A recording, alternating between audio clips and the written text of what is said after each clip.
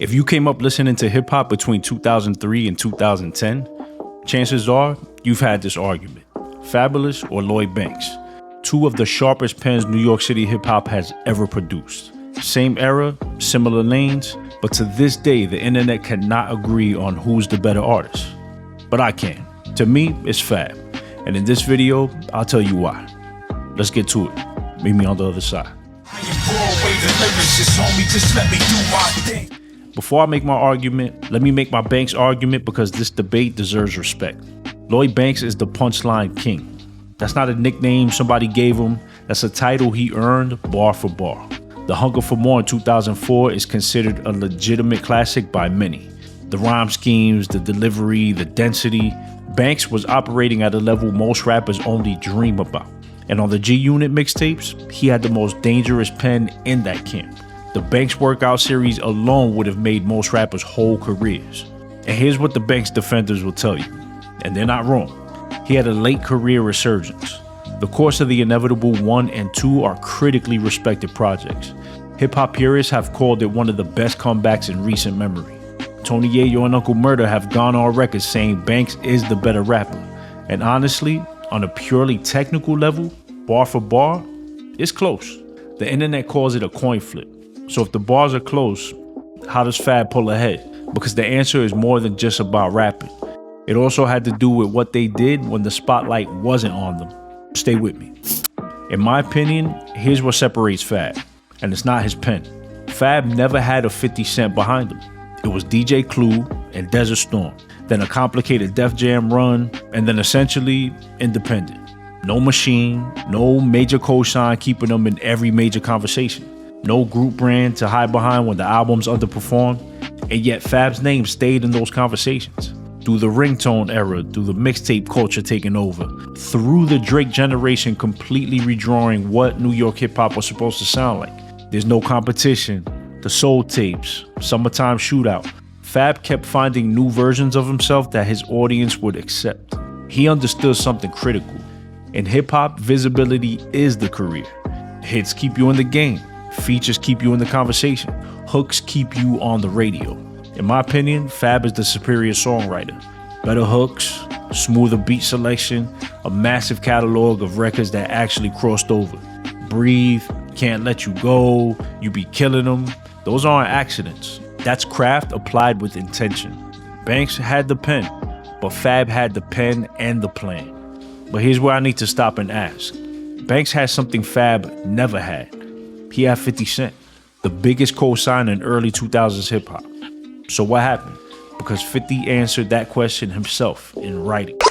In his 2020 book, Hustle Harder, Hustle Smarter, 50 Cent wrote about Lloyd Banks directly, and he did not pull punches.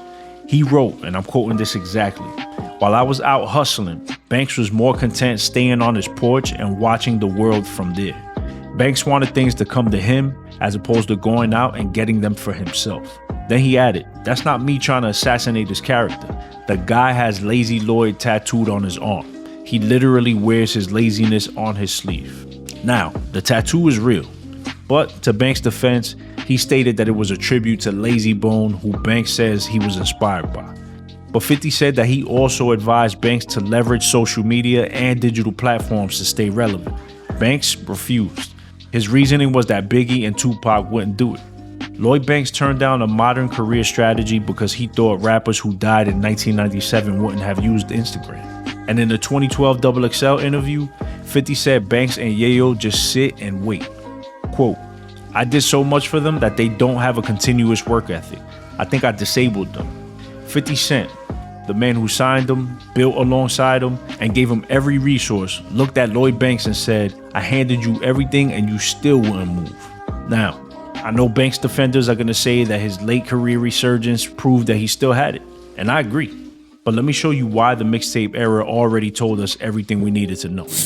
Enjoying the video so far? Be sure to hit that like button, consider subscribing to the channel, and click that bell icon so you guys never miss an upload. I do videos like this every single week, so you definitely don't want to miss out. Now back to the video. The mixtape era was kind of like the final exam for artists of that generation. When the album model started collapsing and streaming was coming and the labels didn't know what to do, you either stayed hungry and adjusted, or you faded. I feel like Fab adjusted fairly well at that time, but Banks definitely struggled a bit during that era.